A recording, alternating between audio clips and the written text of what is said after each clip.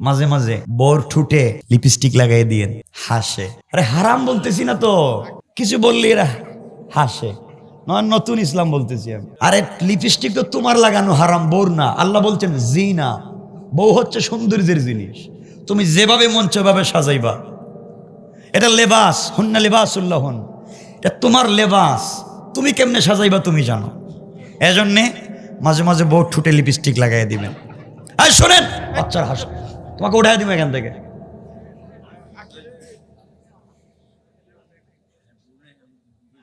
ঠিক আছে তো, ইনশাল্লাহ কয় না, লিপস্টিক লাগাই দিবেন। মুরব্বীর আমার চেহারার দিকে তাকাই হাসতেছে, কয় বাবা আমার তো বয়স হয়ে গেছে গা, তা আপনি এই বয়সেই তো লাগাইবেন, তো ভালোবাসা বাড়বে। বুড়ো আর বুড়ি, এই যে কি ভালোবাসা, ঠিক না বলেন? আরে আপনারা যদি জানতেন, খাদিজাতুল কুবরা আমাদের মা, কলিজার টুকরা মা খাদিজাতুল কুবরা 75 বৎসর বয়স রসুলের প্রতি যে ভালোবাসা দেখিয়েছেন, এর 1 কোটি ভাগের 1 ভাগও এখন নাই। এগুলা বলতে গেলে তো রাত্রে শেষ হয়ে যাবে। শোনেন, ঘরে শান্তি ফিরিয়ে আনতে চান, মাঝে মাঝে স্ত্রীর ঠোঁটে লিপস্টিক লাগাবেন, হাতের নৌকে পায়ের নুখে মেহেদি লাগাইয়া দিন। মেহেদি ঠিক লাগাবেন তো? মেহেদি লাগানো হারাম? আরে মেয়েরা হাতে মেহেদি দিবে, পায়ে মেহেদি দিবে, কোনো আপত্তি নেই, দিবেন। ঠিক আছে তো, মেহেদি লাগাইয়া দিয়েন। ঠিক মাঝে মাঝে স্ত্রীর চুল বেনি করে দিবেন, বেনি। রাসূলের পাক তো আয়েশার হাদিসে শামাইলে তিরমিজি দারাকুতনিতে বলছে, সুনান হাদিসটা। রাসূল চুল যখন আয়েশার চুল এই সিতি করে দিতেন, সিতি বলে না বেনি বলে আপনারা? সিতি। তো এদিকে একটা, এদিকে খালি করতেন, সিতি করে চুল দিয়া পিছনে বেনি করে দিতেন। সুবহানাল্লাহ কোন। একটা মানুষ আল্লাহর বন্ধু, এত কাজ পৃথিবীতে, যুদ্ধের ময়দানের সেনাপতি, সারা দুনিয়া শত্রুতে ভরা, তাও ঘরে আইসা বোর প্রতি ভালোবাসা ভুলে যায় না। কি একটা আদর্শ ফ্যামিলি তৈরি করেছে। আমি তো এই আদর্শ পরিবারের কথাই আপনাদেরকে শোনাতে চাই। ভালো হয়ে যাক সবাই, তারাবুর মানুষ। চুল বেনি করে দিতেন, মাঝে মাঝে বউর চুলে কালার করে দিবেন। কালার, কালার, হ্যাঁ? আরে কালার বুঝেন না? চুলে কালার করে না, শুধু কালো কালার ছাড়া যত কালার ভাল লাগে করেন, কালো কালার ছাড়া। তাই বলতে টিকটক করবার কথা বলছি না, কালো কালার ছাড়া সকল কালার স্ত্রীকে কইরা দেন। চুলের পিছন দিকে লম্বা হয়ে গেলে 2-1 আঙ্গুল এতটুকুন কাটা যায় সমান করার জন্য। মাথার সামনের চুল কাটা হারাম, আলগা চুল লাগানো হারাম, ব্রু প্লাক করা হারাম। কথা বুঝতেছেন আমার? কিন্তু চুল সিতি করে দিবেন, কালার করে দিবেন, ডিজাইন করে দিবেন। ইনশাল্লাহ বলেন। যদি আপনার বউকে আপনি প্যান্ট শার্ট পরাইলে সুন্দর লাগে, আপনি পরাইয়েন। হারা কি বুঝতেছে আসলে আমি বুঝতে পারতেছি না। তোমাদের ভাষায় কথা বলতেছি মিয়া, আমার ভাষায় বলতেছি না। যুবক, তোমাদের ভাষায় কথা বলতেছি। আমি বলছি কেন শোনো, তোমার বউকে যেভাবে তৈরি করলে, যেভাবে পার্লারিং করলে, যেভাবে স্ট্রাকচার ডিজাইন করলে তোমার চেহারার কাছে পৃথিবীর সকল নারীদের থেকে সুন্দর লাগে, এভাবে সাজাইবেন। কথা বলেন।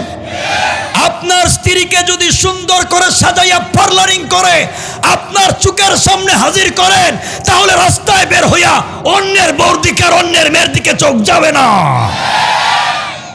তখন কি বলতেছি বুঝেন না? নিজের বউকে তো ভাল লাগে না, এই জন্য রাস্তায় বের হয়ে আরেকজনের বউর দিকে তাকান, আরেকজনের মেয়ের দিকে তাকান। নিজের বউকে এভাবে করেন না কেন পার্লারিং? আপনার তো ঘর, আপনার ওয়াইফ, আপনার যেভাবে মন চায় প্যান্ট শার্ট পরাইয়া রাখেন, সেন্ডু গেঞ্জি পরান, আমার আপত্তি আছে। বাট সব হবে আপনার সামনে, শুধু আপনার সামনে। কিন্তু আপনাদের মতো বোকা আমার জানা মতে পৃথিবীতে মনে আর কোনো প্রাণী নাই। কারণ বউর জন্য লেহেঙ্গা কিনে, 3 পিস কিনে, ডিজাইন করা শাড়ি কিনে, ডিজাইন করা হিল জুতা কিনে, এরপরে ব্রেসলাইট কিনে, অর্নামেন্টস জুয়েলারি কিনে, সব পার্লারিং করে বউকে স্মার্ট করে সাজাইয়া, আরে পাগল, নিয়ে যায় কনভেনশন হলে, সেন্টারে, নিয়ে যায় মার্কেটে। ঠিক কিনা বলেন? ও পাগল, এত টাকার কাপড় পরে আরেকজনকে দেখাইতেছো, আর হেই বউ সারাদিন যেই কাপড় পরে রান্না করছে, সারাদিন যেই কাপড় পরে ওয়াশরুম ধুইছে, রাত্রে ঘুমাইছে হেইটাই পরে। ঠিক কিনা বলেন? তোমার কি লাভ হইল? এই পুরোনো সেরাটাই তো তোমার সামনে, আর ভালোটা তো আরেকজনের সামনে। যে তোমার মতো বোকার আছে দুনিয়ায়? হাসতেছো কিন্তু দিনটা বুঝলা না।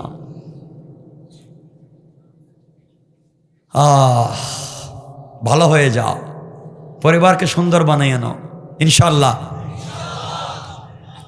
মাঝে মাঝে বউকে নিয়ে ঘুরতে যাইবেন, কিচ্ছু হয় না। ঠিক কি ইনশাল্লাহ বলেন? উলামায়ে কেরাম এখানে বসা একটা হাদিস কেউ দেখাতে পারবেন না রাসূল ঘর থেকে বের হয়ে কোনো সফরে গিয়েছেন, একদিনের জন্য ইল্লা মাশাআল্লাহ, যুদ্ধে গিয়েছেন, যে কোনো সফরে গিয়েছেন, কোনো না কোনো স্ত্রীকে সাথে নিয়েছেন। নেন নাই? কোনো না কোনো স্ত্রীকে সাথে নিয়েছেন, একা যান নাই।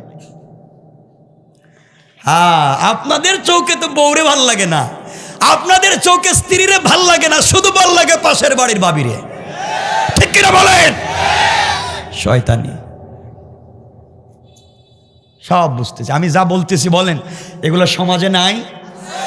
যেন আমি চিন্তাই করে বলছিলাম, আমি আসছি সমাজের কিছু অবক্ষয় নিয়ে কথা বলবো। বহুত কথা তো জমা, রাত্র হয়ে গেছে 10:30, লম্বাও করা যাবে না, আপনাদের কষ্ট হবে। আর শোনেন না, কিছুক্ষণ পরে তো একজন উঠে প্রস্রাবে যাইবে। আমি যতক্ষণ প্রস্রাবে যাব না, আপনারাও যাইতে পারবেন না।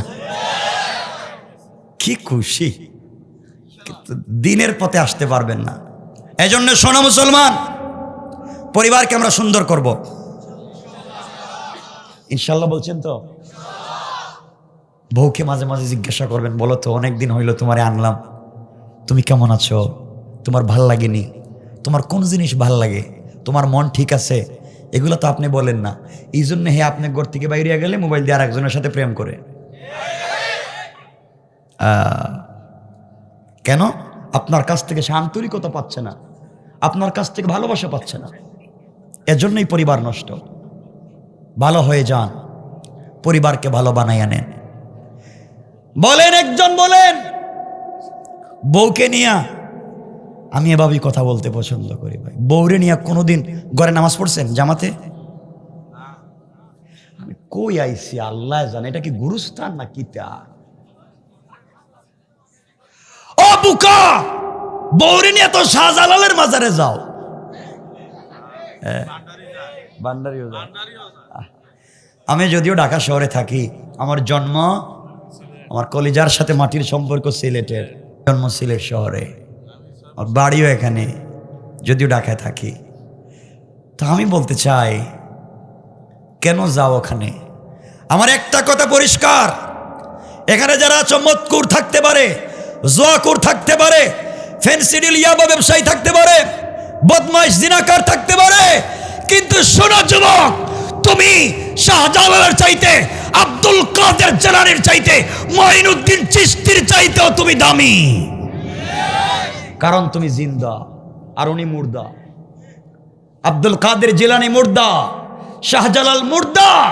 আজকে চাইলে রাত্রে তাহাজ্জুদ পড়তে পারবে না, আজকে চাইলে কোরআন তিলাওয়াত করতে পারবে না, আজকে চাইলে জিকির করতে পারবে না। আর তুমি যত গুনাহগার হও, চাইলে সারা রাত্র মওলার কদমে থাকতে পারবে। কেন বুঝো না তোমার দাম?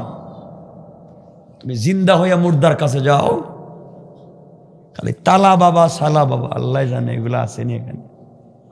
থালা বাবা, সালা বাবা, লেংটা বাবা, কুত্তা বাবা, থাবড়া বাবা, আরে এগুলা কি? হাসতেছো কেন? কি এগুলো? এখানে যাও কেন?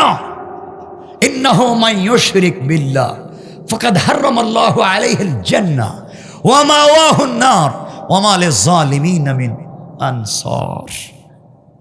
এজন্যে আল্লাহকে ওয়াস্তে এই পথগুলাতে যাইও না ইনশাআল্লাহ। বলেন কোন মাজারে যাওয়া যাবে? মাজারে তবরুক দেওয়া যাবে? মাজারে লাইট জ্বালাইয়া দেওয়া যাবে? মাজারে সেজদা করা যাবে, মাজারে মান্নত করা যাবে, মাজারে চাওয়া যাবে। সবাই বলেন যাবে। যারা যায় তারা শিরিক করে, যারা শিরিক করে তার জন্য জান্নাত হারাম, ওয়া মাওয়াহুন নার, তার জন্য জাহান্নাম ওয়াজিব, ওয়া মা লিজ জালিমিন মিন আনসার, কিয়ামতের দিন কোনো সাহায্যকারী নাই। পরিষ্কার না? কারো প্রশ্ন আছে? থাকলে দাঁড়াইয়া প্রশ্ন করতে পারবেন। ইজাজত আম, অনুমতি আছে, এগুলা কিচ্ছু চলবে না। আল্লাহকে আসতে বাচ্চা হচ্ছে না, বাচ্চা না হইলে আল্লাহর কাছে চাইয়েন, আল্লাহ বাচ্চা দিতে পারে। মারিয়ামকে স্বামী ছাড়া দিয়েছে না, দেয় নাই? এই কথা বললে তো অনেক লম্বা একটা মজার একটা কথা।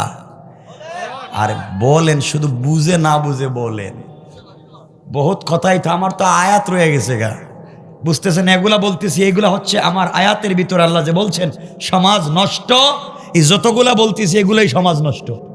কথা বুঝতেছেন? শোনেন,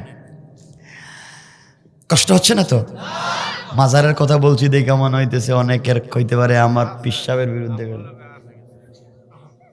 কোন মাজার থাকবে না। কের মাজারে যান আপনারা? আল্লাহর দরবার ছাড়। শোনেন আল্লাহ কেমন। যুবকেরা শোনো, আমি এভাবে কথা বলতেছি, খারাপ লাগতেছে? আচ্ছা শোনো, যুবকদেরকে বলছি তোমরা নাকি প্রেম করো, তোমাদের গার্লফ্রেন্ড আছে না? ঠিক কথা বলো না? ঠিক। এটা ঠিক কেন? এটা ঠিক কেন? শয়তানি কেন? তাহলে শোনো কি বলতে চাই। আরে শোনো, তোমরাও প্রেম করো না, আমিও প্রেমিক, আমিও প্রেম করি, আমারও একজন প্রেমিক আছে। কিন্তু তোমরা ভুল জায়গায় প্রেম করেছ। তোমাদের প্রেমিকা ধোঁকা এবং বুয়া। আর আমি যার সাথে প্রেম করি সে বলছে কথা দিলাম দোস্ত, দুনিয়ায় তোকে দেইকা রাখুম, আখেরাতে কিন্তু আমার কাছাকাছি রাখবো, এবং জান্নাতে নেওয়া পর্যন্ত দোস্তের সম্পর্ক থাকবে। বন্ধুকে চিনলেন না তো আজকে তোমাদেরকে দোস্তের কিছু কথা বলি, আমরা আবারও সংক্ষেপ করবো ইনশাআল্লাহ। শোনো, তোমরা যে প্রেম করো যুবকেরা, ভুয়া আরে ধোঁকা। তোমার যার সাথে প্রেম তার চামড়া নাকি অনেক ডিজাইন করা, অনেক বিউটিফুল চামড়া, তার চেহারা এক্সট্রা অর্ডিনারি করা, তার বয়স খুব স্টাইলিস্ট, তুমি শুনলে পাগল হয়ে যাও। আরে বোকা, যে মেয়ের সাথে তোমার প্রেম, তুমি জানো না আজকে যদি ওই মেয়েটা মইরা যায় 32 ঘন্টার ভিতরে তার চামড়ার থেকে বের হবে পোকা। তুমি যেই মেয়ের সাথে প্রেম করেছ, রাত ঘুমাও না, সারা রাত জায়গায় কথা বলো, কথা শেষ হয় না, রাত্র শেষ, মোবাইলের চার্জ শেষ, কথা শেষ হয় না। ও পাগল, একদিন তোমার এই গার্লফ্রেন্ড বলবে দোস্ত শুনছস, আগামীকালকে কিন্তু রাত্রে কথা বলতে পারবো না, আমার বড় বোন আসছে, তার সাথে রাত্রে থাকা লাগবে। ও যদি জানতে পারে কিন্তু মাথার থেকে মাথাটা আলাদা করে দিবে, মাইরে ফেলাইব, কালকে রাত্রে তোর সাথে কথা বলবো না। তুমিও বললা থ্যাংক ইউ। বুকা, তুমি জানো না হয়তো এই মেয়েটা তোমাকে রাইখা এই রাত্রে অন্য কারোর সাথে কথা বলতে পারে। তুমি তো বুকা, শয়তান, বুঝো না। তুমি আজকে মেয়েটাকে কোনো কষ্টের কথা বলেছো, রাগ করেছো, দেখবা টেলিফোন ব্লক করে রেখে দিয়েছে, আনফ্রেন্ড করেছে, তোমার নাম্বার ব্লক লিস্টে রাইখা দিছে। আর যদি ঘুম থেকে উঠে তোমার চাইতে সুন্দর, তোমার চাইতে স্মার্ট, তোমার চাইতে টাকাওয়ালার একটা যুবককে পায়, সকালকে আগেই তোমাকে ভুলে যাবে। কেন এই ভুল জায়গায় প্রেম করো? বোনদেরকে বলছি, তুমি একটা ছেলের এডুকেশন দেখে, তার চাকরির অবস্থা দেখে, তার সম্পদ দেখে তুমি বিয়ে করেছ। আরে বোন, জানিস না ও অফিসের কথা বলে তার কলিগ কোনো মেয়েকে নিয়ে অফিসের নামে পার্কে ঘোরাঘুরি করতে পারে? কথা বলেন না কেন? সব ভুয়া এই দুনিয়াটা।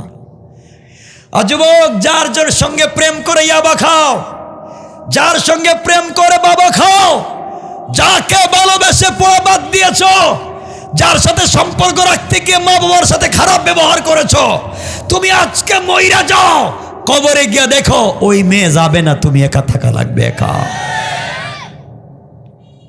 কেন এগুলো করো? কেন করো? আমিও প্রেম করি, তা আমাদের প্রেমিক হচ্ছেন আল্লাহ। আল্লাহ বলছে আমিও ঘুমাই না গোলাম, আমিও সারা রাত জেগে থাকি, তোর টেলিফোনের অপেক্ষা করি। এজন্য আমার নবীকে আমার আল্লাহ মাঝে মাঝে ডাক দিয়ে বলতেন, ইয়া আইয়ুহাল মুদাসসির ইয়া আইয়ুহাল মুজাম্মিল কুম ফানজির ওয়া রাব্বাকা ফাকাব্বির ওয়া সিয়াবাকা ফাতাহির। ও চাদরওয়ালা চাদর খোলো, কম্বলওয়ালা কম্বলের নিচ থেকে বের হও। খাদিজাকে নিয়ে কম্বলের নিচে শুয়ে আছো, আমি আল্লাহ আরশে আজিমে ভাল লাগে না, বন্ধু কম্বলের নিচ থেকে বের হও, খাদিজাকে কম্বলের নিচে শোয়া দাও। ফাতেমা তোমাকে দেখব না, একটা বার ঘুম থেকে উঠো, সিজদায় পড়ে আমাকে ডাক দাও, আমি আরশে আজিমে থাকবো না, তোমার ঘরের দরজায় হাজির হয়ে যাব, হাজির হয়ে যাব। বন্ধু তো তার নাম, কেমনে বুঝাই সে রবকে, কেমনে বইলে যাও। আল্লাহ বলছেন আমি গোটা দুনিয়া বানাইছি, কোন তো ফায়া কোন। দুনিয়াকে বলেছি হয়ে যা, হয়ে গেছে। আসমানকে বলেছি হয়ে যা, হয়ে গেছে। আরশ কুরসি লৌহ কলম সব কিছু বলছি হয়ে যা, হয়ে গেছে। গোলাম তোকে এভাবে বানাই নাই, তোকে বানাইছি আমার নিজের হাত দিয়া। এত ভালোবাসি, আমার কাছে আরশে আজিম আছে, আমার কাছে সিদরাতুল মুনতাহা, আমার কাছে আরশি মুআল্লা, জিবরিল আমিন বসে থাকে, কোটি কোটি ফেরেশতা বাইতুল মামুরে তওয়াফ করে। আমার ভাল লাগে না, আমার একটা বার ভাল লাগে না। গোলাম সারা রাত জেগে থাকি, কখন তুই একটা বার আমাকে আল্লাহ বলে ডাক দিবে, একটা বার ডাক দিবে, আমার কুদরতের কলিজা ঠান্ডা হয়ে যাবে। গোলাম তুই জানিস ফজরের নামাজ যখন পড়িস না, তখন ফেরেশতারা আমাকে বলে আল্লাহ শয়তানে নামাজ পড়ে নাই, গুনাহ কি লিখবো? আল্লাহকে লিখিস না, দেখ জোহরে আসতে পারে। জোহরে আমি ডাকছি হাইয়া আলাল ফালাহ, আয় আমার কাছে, তুই নাকি আমেরিকা যাবে, একটা স্পন্সর নাই, কানাডা যাবে, সাপোর্টিং লেটার নাই, ব্রিটেন যাবে, টাকা নাকি নাই, বিজনেস করবে, টাকা নাই, বিয়ে করবে, কেউ বউ দেয় না, তুই নাকি সমাজে নেতা হতে চাস, কেউ ভালোবাসে না।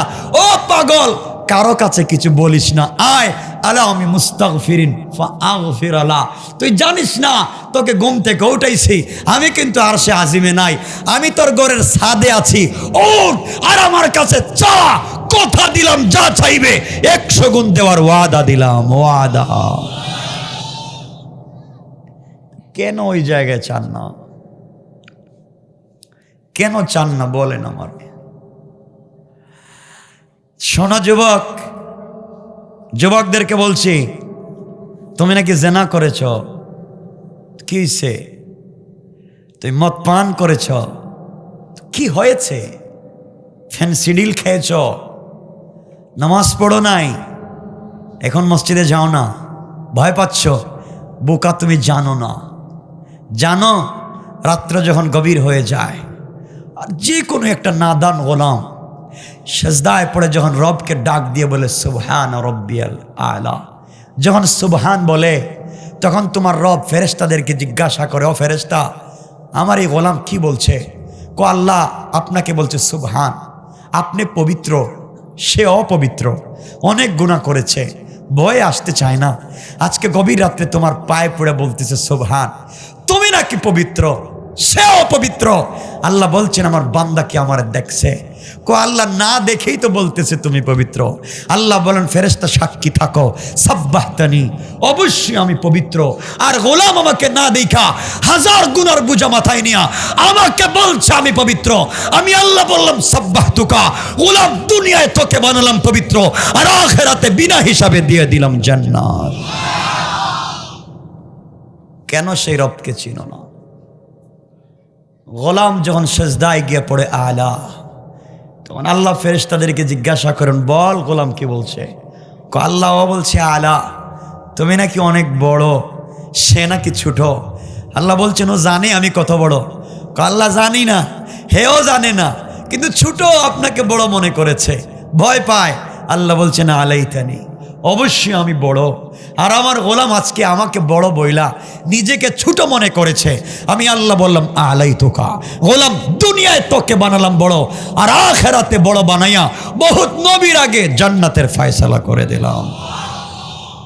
আমি জানতে চাই বুকা, কেন সেই রবকে বইলে যাও? কেন সেই রব থেকে দূরে থাকো?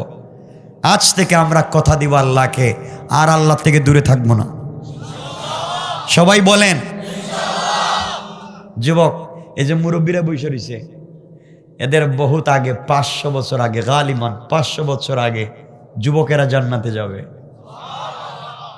যুবকেরা জান্নাতে যাবে। রাসূল পাক বলেছেন শাবাবাকা কাবলা হারামিক, জওয়ানি শেষ হয়ে যাওয়ার আগে কাজে লাগাও। ও শাবুন নাশাব ফি ইবাদাতিল্লাহ, ওই নওজোয়ান তো আরশে আজিমের ছায়ায় থাইকা বিনা হিসাবে জান্নাতে যাবে, যে জওয়ানির টাইমকে কাজে লাগাইতে পারছে, কাজে লাগাইছে।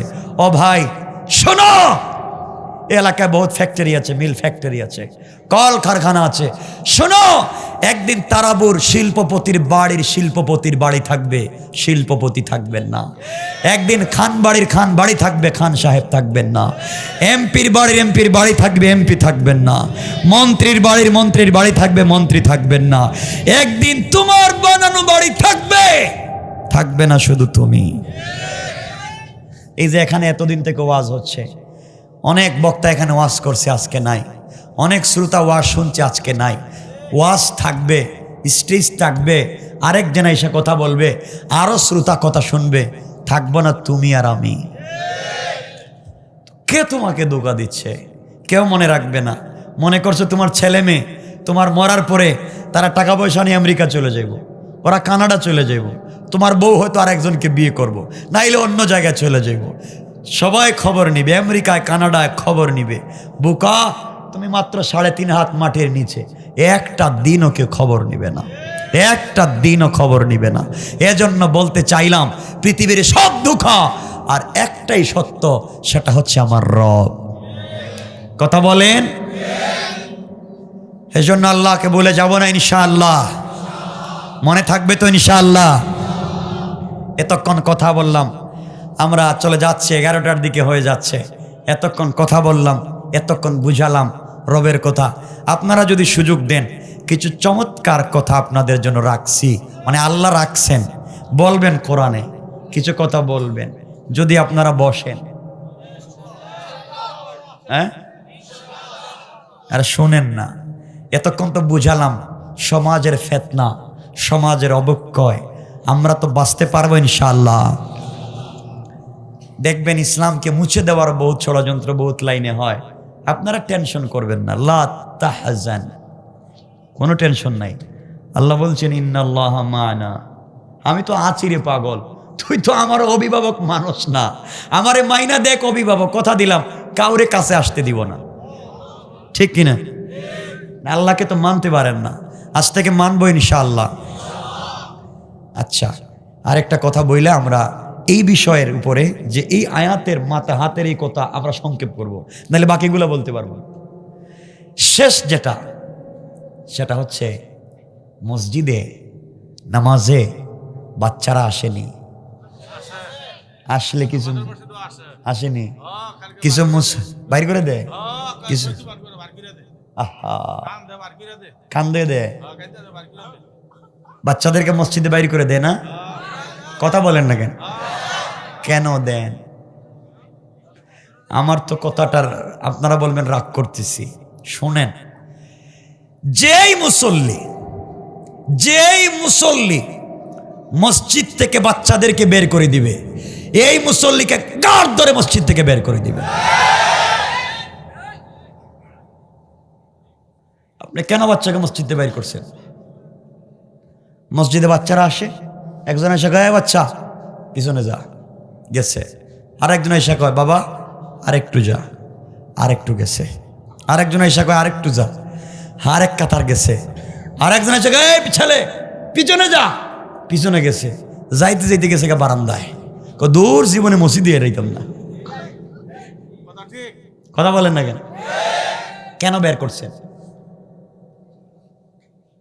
বাচ্চারা মসজিদে যাবে, মসজিদে আসবে, দুষ্টামি করবে, দৌড়াদৌড়ি করবে, দরকার হলে মসজিদের গ্লাস ভাঙবে, ফ্যান খুললে ফালাই দিবে, মুসল্লির লঙ্গি ধরে টান দিবে, ইমাম সাহেবের পায়জামা ধরে টান দিবে। আপনাদের অসুবিধা থাকলে বলেন, বলা লাগবে। অসুবিধা আছে? ইসলামের অসুবিধা নাই, কোরআন হাদিসের কোনো অসুবিধা নেই। আপনাদের থাকলে বলেন আছে? আছে? বাচ্চারা মসজিদে যাবে না থেকে সিনেমা হলে যাইব? 7, 8, 10 বছরের বাচ্চা মসজিদে আসছে নামাজে, আপনি বের করে দিচ্ছেন। আর আপনি 8, 10 বছর বয়সে যাত্রা গানে আর সিনেমা হলে গিয়েছিলেন। আপনি বাচ্চাকে মসজিদ দিয়ে বাইর করে দেন, এগুলা করবেন নি? হাদিস পড়েন, কিতাবুস সালাত খুলেন ইমাম বুখারীর, দেখেন দারাকুতনি রাসূল পাক মসজিদে নববীতে নামাজ পড়াইতেন আর বাচ্চারা কান্দে উঠে বসে থাকতো। এটা তো আরেক লম্বা হাদিস। রাসূল পাক একদিন আসরের সালাত পড়াচ্ছেন। কি সালাত? সবাই বলা লাগবে। ইমামকে রাসূল বিশ্বনবী সাল্লাল্লাহু আলাইহি সাল্লাম ইমাম, আর মুসল্লি ওমর, আবু বকর, উসমান, আলী, তালহা, জুবায়ের, হানজালা, খালিদ ইবনে ওলীদ, আব্দুল্লাহ বিন রাওয়াহা, জাফর। বড় বড় সাহাবী হচ্ছেন মুসল্লি, মুক্তাদি, রাসূল হচ্ছেন ইমাম। 3 রাকাত পড়েছেন আসরের সালাত। 4র্থ রাকাতের সেজদায় গিয়ে প্রথম সেজদা দিয়েছেন, দ্বিতীয় সেজদায় গিয়ে রাসূল আর উঠেন না। 1 মিনিট 2 মিনিট না, 15-20 মিনিটের উপরে লম্বা সেজদা, 4 নাম্বার সেজদা, 4 নাম্বার রাকাতের দ্বিতীয় সেজদা। সাহাবায়ে কেরাম চিন্তা করলেন, আল্লাহ জানে রাসূল আছেন নাকি আল্লাহ নিয়ে নিছেন, উঠেন না কেন? হযরতে বেলাল বলেন, আমার মন চাইছিল রাসূলের পায়ে একটা চিমটা দিই, উঠেন না কেন? আবু বকর বলছেন, আমার তো মন চাইছে সেজদার ভিতর থেকে বলি, ইয়া রাসূলুল্লাহ আমরা কি উঠবো? আমার মন চায় বলি, কিন্তু রাসূল তো ইমাম, কেমনে বলি? দীর্ঘ সেজদার পরে রাসূল উঠলেন, ইমাম সালাম ফিরালেন। সাহাবায়ে কেরাম জিজ্ঞাসা করলেন, ইয়া রাসূলুল্লাহ কি হলো? আজকের থেকে কি আমরা আসরের নামাজের 4র্থ রাকাতের দ্বিতীয় সেজদা আধা ঘন্টা লম্বা করব? এটা কি জিব্রাইল বলছে নাকি? রাসূল কয়, না না না, এমন কোনো ঘটনা ঘটে নাই। ঘটনা হইল আমি ছিলাম সেজদায়, আর আমার নাতি যে ছোট হাসান, ও আমার কান্দে ওইটা ঘোড়া খেলাইতেছে, ঘোড়া। আল্লাহু আকবার। আমার কাঁধে ওইটা মাথা থেকে পাগড়ি খুলছে। রাসূলের বাবড়ি তো বাবড়ি চুল, আমার চুল ধরছে, দৌড়ে আমি তো সেজদায় আর হে ঘোড়া চালাইতেছি। আমি চিন্তা করলাম, যদি নাতিরে নামাইয়া দেই, আরো ভয় পাইয়া মসজিদ থেকে যায়, আর আল্লাহ যদি বলেন কি ওই ইমাম সাহেব এই বাচ্চারা মসজিদ থেকে বাইর করছেন কেন? মসজিদ আমার ঘর, সেজদা আমার, আপনি বাইর করছেন কার অর্ডারে? তখন তো আমি রাসূল বিপদে পড়বো। আমি বলছি, আল্লাহ আমি কিচ্ছু জানি না, নামাজ তোমার, আমি সেজদায়, ও আমার কান্দে গোড়া। আমি দিই কিছুক্ষণ পরে জিবরিল আমিন আইসা মুস্কি মুস্কি হাইসা সালাম দিয়ে বলছেন, ইয়া রাসূলুল্লাহ আপনি সেজদায় আর হাসান আপনার কাঁধের উপরে, আল্লাহর আরশে আজিম থেকে মুস্কি মুস্কি হাসতেছেন। আল্লাহু আকবার বলেন। এই ছিল ইসলামের সৌন্দর্য, এটা ছিল ইসলামের সৌন্দর্য। বাচ্চারা নাচবে, আপনারা বাচ্চাদেরকে বাইর করে দেন। আমার কথা কষ্ট পাচ্ছেন নি আপনারা? পাইলে কইেন, যা বলতেছে কিন্তু সব সমাজে আছে। আহা, এজন্য নামাজ আইসেন। তো বলতেছিলাম, আল্লাহ আমাদের সবাইকে হেফাজত করুক। সবাই পড়েন আমিন।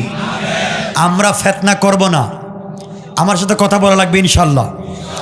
আমরা ফিতনা করব না, সমাজকে বিভ্রান্ত করব না, রাষ্ট্রের ক্ষতি করব না, সন্ত্রাসবাদে জড়াবো না, জঙ্গিবাদে জড়াবো না, উগ্রতায় জড়াবো না, ফেনসিডিল ইয়াবা খাবো না, বিক্রি করব না, ইনশাআল্লাহ বলেন।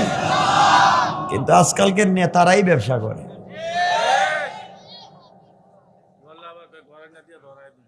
কয়নি? আহা, এ যুবক যারা আসো, এখানে কেউ আসনি ইয়াবা খাও? আসনি কেউ? না না, আপনারা তো অলিয়া উলিয়া, আপনারা আল্লাহ পর্যন্ত পৌঁছে গেছেন, আপনারা এগুলা খাবেন নাকি? তা কষ্ট পাচ্ছেন? আমরা সামনের দিকে যাই। আমরা আলোচনাকে আরেকটু লম্বা করতে চাইব ইনশাআল্লাহ। বসবেন তো? ওয়াজের পরে কিন্তু তাবারুক নাই, থাকবেন তো?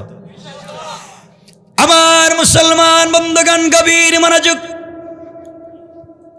আল্লাহ রাব্বুল ইজ্জত ওয়াল জালাল কোরআনে কারীমের 4 নম্বর পারা, 4 নম্বর সূরা, সূরা নিসা 10 নম্বর আয়াতে আল্লাহ বললেন, ইন্নাল্লাযীনা ইয়াকুলুনা আমওয়ালাল ইয়াতামা যুলমান ইন্নামা ইয়াকুলুনা ফী বুতুনিহিম নারা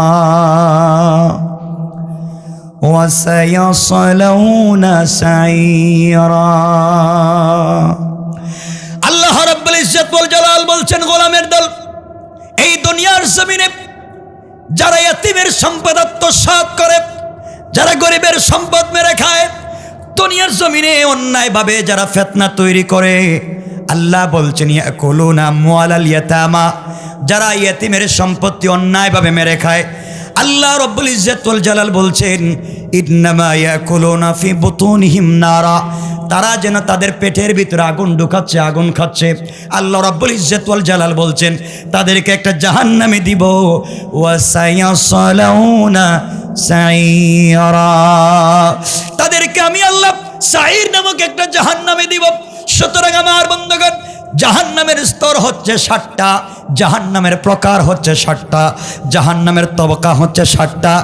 1 নম্বর হলো সাইর, তারা যাবে যারা অন্যায়ভাবে মানুষের সম্পত্তি বুক করে, সমাজে ফিতনা তৈরি করে, ইয়েতিমকে ঠকায়, বিধবাকে ঠকায়, ভালো সমাজে ফিতনা তৈরি করে। আল্লাহ বলছেন তাদেরকে জাহান্নামে দিবেন, এমন একটা জাহান্নাম যেই জাহান্নামের নাম সাইর, ওটার মধ্যে আগুন ছাড়া কিছুই থাকবে না, আর থাকবে কেচি। আল্লাহ রাব্বুল ইজ্জত ওয়াল জালাল বললেন যারা সমাজের ভিতরে বিভ্রান্তি তৈরি করে, ফিতনা তৈরি করে, ইসলামটাকে ভিন্ন পন্থায় নিয়ে সমাজ থেকে উঠাইয়া দিতে চায়, আল্লাহ রাব্বুল ইজ্জত ওয়াল জালাল তাদের জন্য একটা জাহান্নাম রেখে দিয়েছেন, যে জাহান্নামের নাম সাইর। ওই জাহান্নামে তারাই যাবে যারা দুনিয়ার জমিনে অন্যায়ভাবে মানুষের সম্পত্তি খায় এবং খাওয়ার সময় ইসলামকে সাইনবোর্ড বানায়। আছে না নাই? কৌশল করে ইসলামকে ব্যবহার করে, আসে না নাই? ইসলামকে ব্যবহার করে, কৌশল করে ইসলামকে মুছে দিতে চায়। এগুলো মনে হয় দুনিয়া নাই, আছে। কৌশল করে দুনিয়ার থেকে ইসলামকে মুছে দিতে চায়। এজন্যে আপনার এই কৌশলগুলাতে পড়বেন না। যারা কৌশল করে দুনিয়ার জমিন থেকে দ্বীনকে মুছে দিতে চায়, সমাজ থেকে ইসলামকে মুছে দিতে চায়, মনে করেছে তাদের কৌশলই বড় কৌশল, বিভিন্ন সিস্টেমে দিন মুছে দিতে চায়। আল্লাহ বলছেন জানে না আমি আল্লাহর কৌশল আরো বড়। আমার আল্লাহ কোরআনে কারিমের ভিতরে বললেন ওয়া মাকারু ওয়া মাকারাল্লাহ ওয়াল্লাহু খায়রুল মাকিরিন। আল্লাহ রাব্বুল ইজ্জত ওয়াল জালাল জানাইয়া দিলেন, গোলাম রে, যারা দুনিয়ার জমিনে বিভিন্ন কৌশল করে দ্বীনকে মুছে দিতে চায়, ওরা জানে না আমি আল্লাহর কৌশল তাদের চাইতে আরো বড়। কোন সুবহানাল্লাহ। এজন্যে জাহান্নামের স্তর কয়টা বলছি? সবাই বলেন না। 1 নম্বর স্তরের নাম কি বলেন না? 4 নম্বর পারা, 4 নম্বর সূরা, সূরা নিসার 10 নম্বর আয়াতে আল্লাহ বলছেন 1 নম্বর জাহান্নামের নাম সাইর, যারা অন্যায়ভাবে মানুষের সম্পদ মারে, ইয়েতিমকে ঠকায়, বিধবাকে ঠকায়, সমাজে ফিতনা তৈরি করে, তারা সাইর নামক জাহান্নামে যাবে। তারাও যারা ছেলের সম্পত্তি দেয়, মেরে দেয় না। এমন হাজী সাহেব আসেননি? খবর আছে হাজী সাহেব, হ্যাঁ হ্যাঁ, তাও আসেনি। এগুলো করা যাবে না। সবাই বলেন না এগুলো করবেন। 1 নম্বর জাহান্নামের নাম বলেন না। 2 নম্বর জাহান্নামের নাম জাহিম। 2 নম্বর জাহান্নামের নাম, আরে বাবা বুঝাবার জন্য বলছি, তাইলে বুঝবেন কে কোন জাহান্নামে যাবেন। এখানে যদি কেউ এতিমের মাল মারেন, গরিবের মাল, বিধবার মাল, নিজের মেয়েরে ঠকান, পাবলিকরে ঠকাইয়া সম্পত্তি জমা করেন, আপনি সাইরে যাবেন, সময় থাকতে পাবলিকরে দিয়ে দেন। ওয়াস্তব বুঝতেছেন? 1 নম্বরে কোথায়? সবাই বলেন 1 নম্বর জাহান্নামের নাম, 2 নম্বর জাহিম। 2 নম্বর জাহান্নামের নাম জাহিম। আমার আল্লাহ 17 নম্বর পারা 22 নম্বর সূরা সূরা হজ্জের 51 নম্বর আয়াতে আমার আল্লাহ বললেন, ওয়াল্লাযীনা সাউ ফি আয়াতিনা মুআজিজিনা উলাইকা আসহাবুল জাহিম। আল্লাহ রাব্বুল ইজ্জত ওয়াল জালাল বললেন, যারা আমার আয়াত সমূহকে ব্যর্থ বলতে চায়, আমার আয়াতগুলাকে, আমার কোরআনকে, আমার বিধানকে ব্যর্থ করবার চেষ্টা করে, যারা আমার কোরআনকে মিথ্যা বলবার চেষ্টা করে, যারা আমার বিধানকে সমাজ থেকে ব্যর্থ বলে উঠাইয়া দিতে চায়, যারা বলে 1450 বছরের কোরআন বর্তমান সমাজে চলবে না, এই কথা বলে যারা সমাজ থেকে কোরআনকে উঠাইয়া দিতে চায়, আমার বিধানগুলাকে ব্যর্থ করে দিতে চায়, আল্লাহ বলছেন তাদেরকে একটা জাহান্নামে দিব, যার নাম জাহিম। ওই জাহান্নাম এমন একটা জায়গা যেখানে গেলে পরে চামড়া উঠাইয়া দেওয়া হবে, হাড্ডি উঠাইয়া দেওয়া হবে, চোখ উপড়ে ফেলে দেওয়া হবে, পায়ের বৃদ্ধাঙ্গুলির থেকে চামড়া মাথার দিকে উঠাইয়া দেওয়া হবে, শরীরের সকল জায়গায় কাঁটা ঢুকিয়ে দেওয়া হবে, কেচি ঢুকিয়ে দেওয়া হবে, এত শাস্তি দেওয়া হবে, কিন্তু তার রূহ মরবে না, এত কষ্ট বুক করতে থাকবে, কিন্তু জীবনে সে তওবা করলে কবুল হবে না।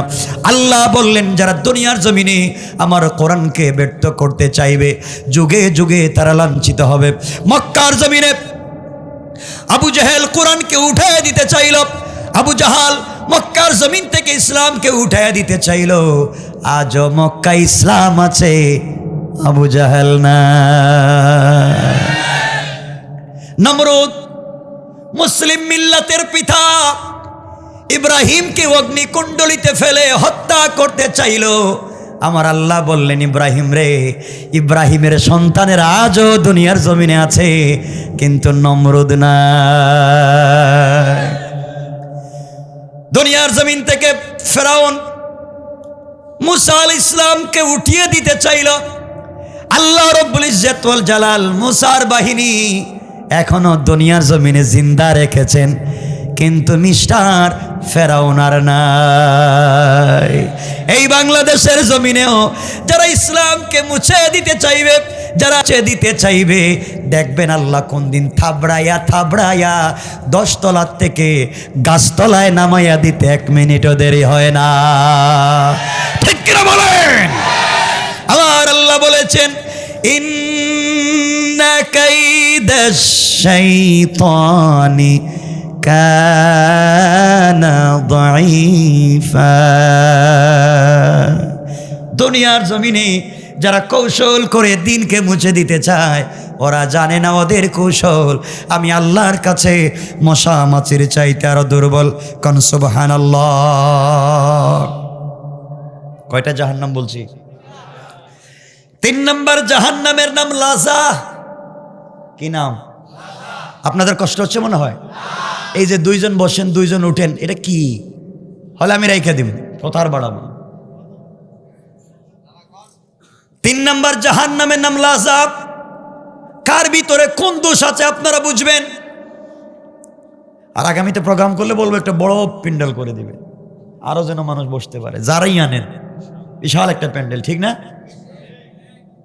3 নম্বর জাহান্নামের নাম বলেন না, লাজা। আল্লাহ রাব্বুল ইজ্জত ওয়াল জালাল কোরআনে কারীমের 29 নম্বর পারা 70 নম্বর সূরা সূরা মারিজের 15 নম্বর আয়াতে আল্লাহ রাব্বুল ইজ্জত ওয়াল জালাল বলছেন, কাল্লা ইন্নাহা লাযা নাযাআতাল লিশ-শাওয়া তাদউ মান আদবারা ওয়া তাওয়াল্লা ওয়া জামাআ ফাআওয়া। আল্লাহ রাব্বুল ইজ্জত ওয়াল জালাল বলছেন, এই দুনিয়ার জমিনে কিছু লোক আছে যাদেরকে আল্লাহ লাজা নামক জাহান্নামে দিবেন। এরা কারা? এই সম্পর্কে আল্লাহ রব্বুল ইজ্জত ওয়াল জালাল সূরা মাআরিজের প্রথম আয়াত থেকে আলোচনা করেছেন। আমরা শুধু 15 নম্বর আয়াতে বলেছি। আল্লাহ রব্বুল ইজ্জত ওয়াল জালাল বলছেন সালা সাইলুম বিআযাবিন ওয়াকি'। 70 নম্বর সূরা মাআরিজ আল্লাহ শুরু করেছেন। এক ব্যক্তি চাইলো সেই আযাব সংগঠিত হোক, এক ব্যক্তি চাইবে দুনিয়ার জমিনে আযাব সংগঠিত হোক, কাফেরদের উপরে আযাব আসুক, প্রতিরোধকারীরা দুনিয়ার জমিন থেকে ধ্বংস হয়ে যাক। আল্লাহ রব্বুল ইজ্জত ওয়াল জালাল বলছেন দুনিয়ার জমিনে তাদেরকে লাজা নামক জাহান্নামে দিবেন। তারা কি চাইবে মনে রাখবেন, আল্লাহ রব্বুল ইজ্জত ওয়াল জালাল বলছেন ওই দিন তাদেরকে দেওয়া হবে। আল্লাহ বলছেন ইন্নাহুম ইয়ারাউনাহু বাঈদান ওয়া নারাহু করিবা। আল্লাহ বললেন লাজায় তো তারা যাবে, তাদের আযাব এত সন্নিকটে তারা বুঝতে পারতেছে না তারা কোথায় যাবে, কোন দিন আযাব আসবে। আল্লাহ বললেন ইয়াউমা তাকুনুস সামাউ কাল মুহল। আল্লাহ রাব্বুল ইজ্জত ওয়াল জালাল বললেন যেদিন আকাশকে বিগলিত করা হবে, আজকের যে আকাশ ইদাস সামাউন শাক্কাত, যেদিন আসমান ভেঙে চুরে চুরমার হয়ে যাবে, ওই দিন তারা বুঝবে লাজা নামক জাহান্নাম কি। আল্লাহ রাব্বুল ইজ্জত ওয়াল জালালের পরে বললেন ওয়া তাকুনুল জিবালু কাল-আইন। আল্লাহ রাব্বুল ইজ্জত ওয়াল জালাল বললেন পর্বতসমূহ যেদিন রঙিন পশমের মতো উড়ে যাবে, পর্বত থাকবে না, পর্বত ভেঙে যাবে, আসমান ভেঙে যাবে। ওই দিন তাদেরকে যাদেরকে লাজা নামক জাহান্নামে দেওয়া হবে, দুনিয়ায় তাদের নেতা আছে, নেত্রী আছে, সন্তান আছে, স্ত্রী পুত্র আছে, সম্পদ আছে। আল্লাহ ওই দিন বলছেন ওয়ালা ইয়াসআলু হামিমুন হামিমা। আল্লাহ রাব্বুল ইজ্জত ওয়াল জালাল বললেন দুনিয়ার জমিনে তাদের কর্মী বাহিনী ছিল, নেতাও ছিল। আল্লাহ বলছেন ওয়ালা ইয়াসআমু হামিমুন হামিমা। ওই দিন কোনো বন্ধু বন্ধুর খবর নিবে না। যেই দিন লাজা নামক জাহান্নামে যাদেরকে নিক্ষেপ করা হবে, ক্ষমতার বাহাদুরি দেখাবেন না। দেখবেন এক লোকটাকে ধরছে, এই তারাবুর একটা লোক, কিসের লোক? অস্ত্র শুদ্ধ ধরা খাইছে পুলিশের কাছে, অস্ত্র, ফেন্সিডিল, ইয়াবা ধরা খাইছে। পুলিশ কষ্ট করে ধরছে, থানায় চালান দিয়ে দিছে, কোর্টে সাইড দিয়ে দিতেছে। হেড অফিস থেকে, ঢাকা থেকে ফোন আসছে, হ্যালো কে? আমি তারাবুর অমুক ওসি বলছি, আমাকে চিনো না? আমি অমুক দলের অমুক নেতা, আমার নাম আউলা জাউলা দের বেটারি। স্যার কেন ফোন দিয়েছেন? কারে ধরেছ? কয়েকটা বদমাইশদের ধরেছি ইয়াবা সহ। তুমি জানো এটা কার কর্মী? এটা আমার কর্মী। স্যার অস্ত্র শুদ্ধ ধরছি। কই মুহূর্তে চাকরি বাঁচাতে চাইলে অস্ত্র শুদ্ধ ছাইড়া দে। কথা বলেন না কেন? এগুলা আসেনি? এগুলা কেন করেন? আমার আল্লাহ বলছেন তাদেরকে লাজা নামক জাহান্নামে দেওয়া হবে। আল্লাহ বলছেন ওয়ালা ইয়াসআলু হামিমুন হামিমা। ওই দিন কোনো বন্ধু বন্ধুর খবর নেবে না। কেমনে বন্ধু বন্ধুকে দেখবে? ও ভাই, ভালো মানুষের সাথে বন্ধুত্ব করো, ওই দিন দেখবা তোমার বন্ধু জান্নাতে যায়, তুমি জাহান্নামের শিকল পরা বন্ধুকে ডাকবা কিন্তু শুনবে না। আল্লাহর পরের আয়াতে বলছেন ইউবাসসারুনাহুম ইয়াওয়াদ্দুল মুজরিমু লাউ ইয়াফতাদি মিন আযাবি ইয়াউমিইযিন বিবানি। আল্লাহ রাব্বুল ইজ্জত ওয়াল জালাল বলছেন যদিও একে অপরকে সেই দিন দেখবে, সেদিন গুনাহগার ব্যক্তি কোনরূপ পণ স্বরূপ দিতে চাইবে। ওই দিন একজন আরেকজনকে দেখবে, যখন তার হাতে পায়ে শিকল লাগানো হবে, ওই দিন বলবে আল্লাহ তাআলা, ওই দিন বলবে লাউ ইয়াফতাদি মিন আযাবি ইয়াউমিন বিবানি। আয় আল্লাহ তাআলা, তুমি আমারে ছাইড়া দাও, বিবানিহি, আমার সন্তান রে বান্ধ। কি বুঝলেন? এই দিন তোমার বাপ, তোমার নেতা, ওই দিন তোমার কলিজার টুকরা বাবা আল্লাহর কাছে বলবে আল্লাহ আমারে ছাইড়া দাও, বিনিময়ে আমার সন্তানদেরকে বান্ধ। আমি বলতেছি আল্লাহ বলতেছেন ইয়াউমি ইদিম বিবানি, ওই দিন বাবা বলবে আল্লাহ আমাকে ছাইড়া দাও, তুমি আমার সন্তানদেরকে বান্ধো। ওদেরকে বড় করার জন্যে সারা জীবন বিদেশে ছিলাম, ওদেরকে পড়াবার জন্যে তোমার কুদরতের কদমে সেজদা দিতে পারি নাই, ওদেরকে খাওয়াবার জন্য চুরি করেছি, ওদেরকে বড় করবার জন্য ফেন্সিডিল ব্যবসা করেছি, ওদেরকে ভালো রাখবার জন্য বাড়ি গাড়ি করে দিয়েছি। আয় আল্লাহ, সব তো ওদের জন্য করলাম, আজকে আমি বিপদী, তুমি আমাকে বাঁচাও, বিনিময়ে আমার সন্তানদেরকে বান্ধো। আল্লাহ বলবেন আল্লাহ এখন মনে হয়েছে নি। এই কথা শেষ না, বলবে আল্লাহ আমার সন্তানদেরকে বাঁধো, এদেরকে বড় করবার জন্য, সমাজে ইস্টাবলিশ করবার জন্য চুরি চামারি শেষ নাই, সব আমি করছি, আল্লাহ আমারে ছাড়ো। এরপরে বলবে ওয়া সাহিবাতিহি ওয়া আখি, আয় আল্লাহ তাআলা প্রয়োজন বুঝে তুমি আমার স্ত্রীকে বান্ধো, হেরে অর্নামেন্টস জুয়েলারি দেওয়ার জন্য, মন মতো ঘরবাড়ি বানাইয়া দেওয়ার জন্য, ফার্নিচার দেওয়ার জন্য আমি কিন্তু ঘুষ খাইছি। আল্লাহ, ও আমি একটা ভালো চাকরি করতাম, ও বলছে পাশের বাড়ির বাবির জামাই সব সুন্দর সুন্দর ফার্নিচার নিয়ে আসছে, লেহেঙ্গা দিছে, দামি দামি অর্নামেন্টস দিছে, কাপড় দিছে, আমার কেন নাই? আল্লাহ, আমি আমার স্ত্রীর কথায় সুদ খাইছি, ঘুষ খাইছি, আমার স্ত্রীকে শান্তিতে রাখবার জন্য আল্লাহ আমি অন্যায় করছি। ও সাহিবাতিহি, আল্লাহ আমাকে ছাইড়া দেও, আমার বউরে তুমি বান্ধো।